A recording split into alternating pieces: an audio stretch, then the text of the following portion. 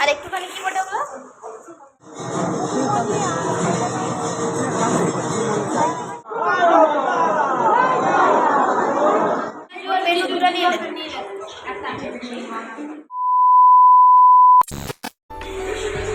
Hello everyone, welcome back to another blog. কালকের ব্লগে দেখলে যে আমরা পৌঁছে গেছি তারাপীঠে, আর আজকে আমরা এসেছি বাড়ি থেকে। তো এখন আমার স্নান হয়ে গেছে আর এখন বসে বসে টিভি দেখছি।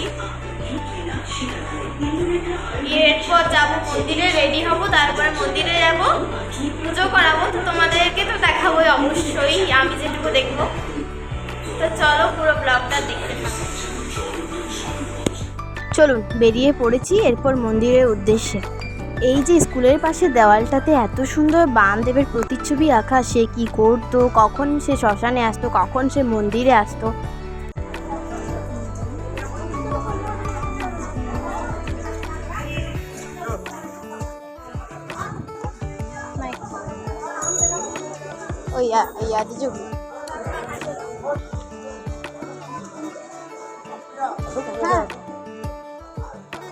বাড়িতে সবার নামে পুজো দিব, তাই একটা লিস্টে সবার নাম লেখা হলো।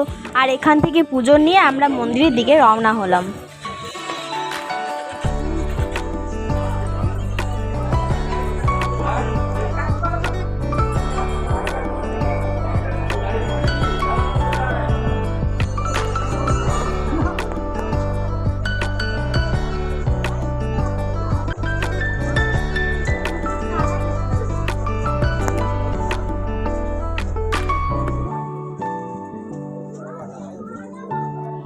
আজ মন্দিরে এতটাও ভিড় নেই, এখন প্রায় দুপুর, ওই কারণে। আর এখানে সবাই মনস্কামনা পূরণের জন্য একটা করে সুতো বেঁধে দেয়।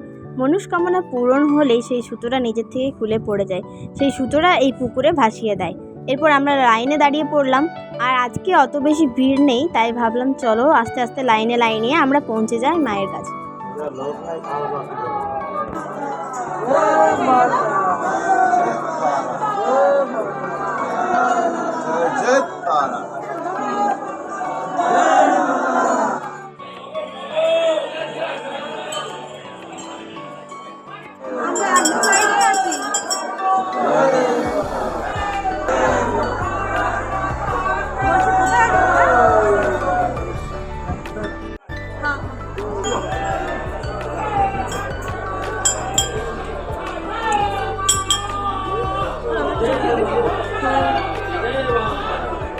আমাদের পুজো কমপ্লিট হয়ে গেছে। লাইনে দাঁড়ার পর থেকে আর ফোন বার করা হয়নি, কারণ যিনি পুরোহিত ছিলেন সেদিন আমাদেরকে মন্ত্র বলে বলে নিয়ে যাচ্ছিলেন, তাই সেখানে কোনো ভিডিও করতে পারিনি। আর এখানে উনি আমাদেরকে একটা করে সুতো পরিয়ে দিলেন।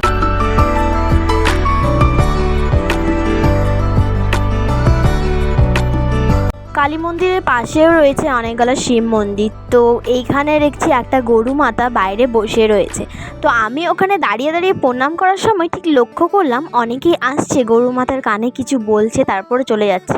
আমি ওটা জিজ্ঞেস করলাম যে এটা কেন করছে, তখন শুনলাম নাকি যে গরু মাতার কানে যেটা বলা হয় সেটা নাকি পূরণ হবেই।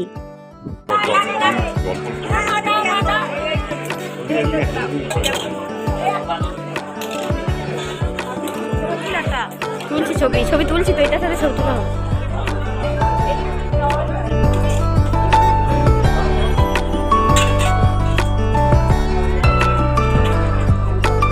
এরপর আমরা আবারও দোকানে এসে বসলাম। ওখানে আমাদেরকে যিনি পুরোহিত ছিলেন তিনি আমাদেরকে মায়ের মহাপ্রসাদ দিয়েছেন। সেখানে ছিল পোলাও, করলা ভাজা, আলু ভাজা, ভেন্ডি ভাজা, পটল ভাজা, সমস্ত রকমের ভাজাভুজি ছিল, সাথে পোলাও ছিল। এরপর একটু চা খাবো, দেন যাব আমরা আমাদের রুমের দিকে। এত দারুণ মূর্তিগুলো, সত্যি চোখ ফেরানো যাচ্ছে না। কিন্তু এখানে অনেক প্রচণ্ড দামও রয়েছে। মায়ের প্রসাদ হাতে করে নিয়ে চললাম আমাদের হোটেলের উদ্দেশ্যে। হোটেলের ব্যালকনি থেকে মায়ের মন্দিরের ভিউটা এত সুন্দর, চোখ ফেরানো যায় না। কিন্তু এক মুহূর্তের জন্য সেটা অপেক্ষা করিনি।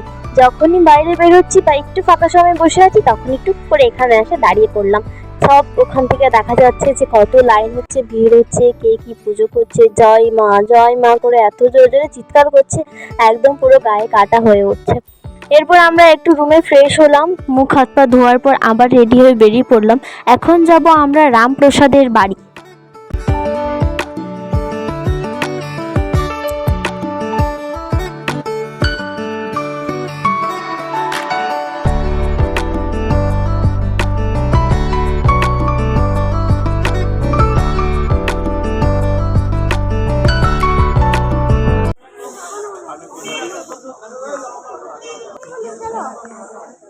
তারাপীঠ থেকে বামাখ্যাপার বাড়িটা একদমই সামনে, 2 কিলোমিটারের পথ, কিন্তু এতটা জল পড়েছে যে রাস্তা পুরো কাদা হয়ে গেছে। আমার মনে হয় এখান থেকে সম্ভবত কেউই হেঁটে হেঁটে একা যায় না, সবাই একটা টোটো করে নেয়। টোটোতে মাত্র পার হেড 10 টাকা করে নেয়। ওরা যাবে 10 টাকায়, আসবে 10 টাকায়, ওখানে টোটোটা দাঁড়িয়ে থাকবে। আর দিদি দেখাচ্ছিল যে দিদি যখন আগের বার এসেছিল তখন ওই হোটেলে ছিল। রামপ্রসাদ যখন বনে জঙ্গলে দিয়ে তার বাড়ি থেকে দৌড়ে মায়ের মন্দিরে দেখা করার জন্য আসতো, তিনি আবার ওই দৌড়ে দৌড়ে আসতো 2 কিলোমিটার, আবার দৌড়ে দৌড়ে বাড়ি যেত। আমি কিন্তু এই রামপ্রসাদ সিরিয়ালটা দেখিনি। আমার বাবা মা হয়তো ভালো করে জানতে পারবে, কারণ আমার বাবার খুব পছন্দের একটা সিরিয়াল, সেটা হলো বামাখ্যাপা। শ্রী শ্রী বামাখ্যাপার মাটির আদি বাড়ি ও জন্মস্থান দর্শন করুন। এখানে জুতো পায়ে যাওয়া চলবে না, কিন্তু বামাখ্যাপার বাড়ি ঢোকার ঠিক আগেই একটা রয়েছে খুব সুন্দর কালীর মন্দির। তো সেখানেই আগে সবাইকে প্রণাম করতে হবে, তারপরেই বামাখ্যাপার বাড়ি দর্শন করতে পারবে।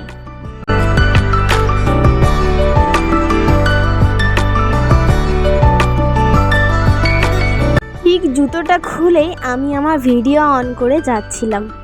অনেকটা যাওয়ার পর ঠিক যেমনটি সিরিয়ালে দেখাচ্ছে তার প্রায় অনেকটাই এরকম দেখতে। যিনি সিরিয়ালটা করেছিলেন তিনি এখানে এসেছিলেন, ছবি তুলে তারও ছবি বাঁধানো রয়েছে। হঠাৎ করে কিছুটা পথ যাওয়ার পর যিনি ওখানে বসছিলেন তিনি আমাদেরকে বলল ভিডিও করা চলবে না। ওই যে দূরে ওটাই হচ্ছে বামদেবের বাড়ি। অসাধারণ বাড়িটা, এখনও পর্যন্ত এত সৌন্দর্য রয়েছে, সত্যি কেউ বলবেই না যে এত পুরনো বাড়ি বলে। বামদেবের বাড়ির ভিতরে কিন্তু সিসিটিভি ফুটেজও লাগানো রয়েছে, কারণ ওখানে কোনো মতেই ক্যামেরা অ্যালাউ না। তারপরেই হচ্ছে এখানে হচ্ছে বামদেবের বাবার জন্মের ভিটে।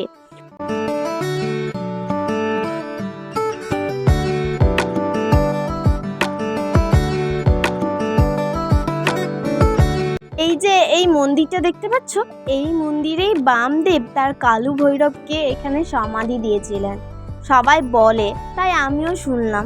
এই যে বামদেবের কালু ভৈরব, বামদেবের মা আর বামদেব স্বয়ং বসে আছে।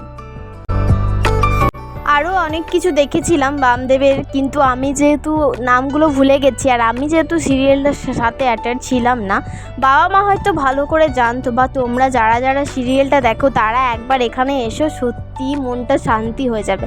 আমি যেহেতু সিরিয়ালটা দেখিনি তাই ভেবেছি যে আর খুব ইচ্ছে আছে জানো, পরের বার ফ্যামিলিকে নিয়ে আসবো। মায়ের কাছে অনেক প্রার্থনা করে গেছি, সেগুলো আস্তে আস্তে পূরণ হলেই ফ্যামিলির সাথে আসবো।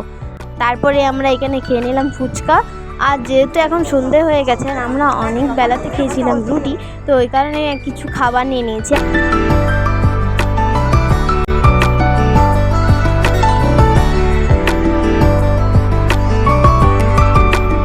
তো ওখানে খুব সুন্দর মুড়ি পাওয়া যাচ্ছিল, তাই দিদি বলল মুড়ি নিয়ে নিই, তাই চপ, পেঁয়াজি আর মুড়ি। আর আমাদের যে টিফিন বক্সটা নিয়ে গেছিলাম ওখানেই মুড়িটা মাখবো, এই সবাই ভাগ করে নেব। আবারও আমরা বেরিয়ে পড়েছি মুড়ি খাওয়ার পর।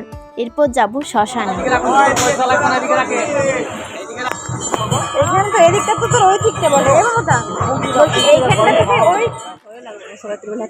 আমারও অন্ধকার যেতে খুব ভালো। শ্মশান মানে একটা গা ছমছমের ব্যাপার, চারিদিকে হচ্ছে তন্ত্র মন্ত্র, সেই ভয়ে আমরা যেতে পারলাম না, কারণ আমরা 4 জন মেয়ে একাই এসেছি। তাই ভাবলাম কাল সকালে আসবো, ভালো করে শ্মশানটা ঘুরে যাব। আর দ্বারকেশ্বর নদীর জলে পুরো শ্মশানটা প্রায় ডুবে ডুবে গেছে। এখন আমরা এসেছি মায়ের আরতি দেখতে, কারণ এত প্রচণ্ড ভিড় হয়েছে যে দরজা থেকে দেখা যাবে না, মাকে দর্শন করাই যাচ্ছে না। তাই এখানে একটা প্রজেক্টর লাগানো হয়েছে, সেখানে মায়ের আরতি হচ্ছে। এই যে দেখতে পাচ্ছ,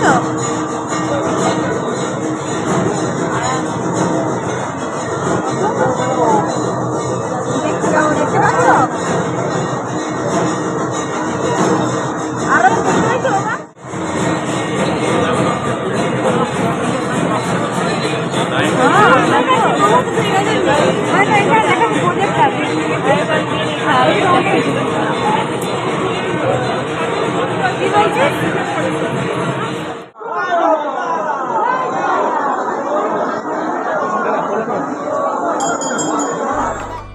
তো সকাল 4টার সময় উঠে অতটা ট্রেনে জার্নি করে আসার পর প্রচণ্ড টায়ার্ড হয়ে গেছি, তাও একটু রেস্ট না নিয়ে গোটাই তারাপীঠ ঘুরলাম। আর এখন যাচ্ছি আমরা চিকেনের অর্ডার দিতে। আমরা একটা চিকেন কিনে দিয়ে দেবো, ওরা ওখানে রান্না করে দিয়ে দেবে। দিদি টমেটো, আলু, লঙ্কা সব কিছু কিনে দিয়ে এসছে, ওরা শুধু মশলা দিয়ে রান্নাটা করে অন্য একটা চার্জ নেবে। তারপর নিরামিষ দোকান থেকে কিছু নিরামিষ খাবার নিয়ে এলাম। তারপরে আলু ভাজা, ভাত, সয়াবিন আলু তরকারি, ডাল, আলু পোস্ত, চাটনি, সালাড দিয়ে আজকে ডিনারটা কমপ্লিট করলাম। তো চলো আজকে ব্লগটা এতটাই।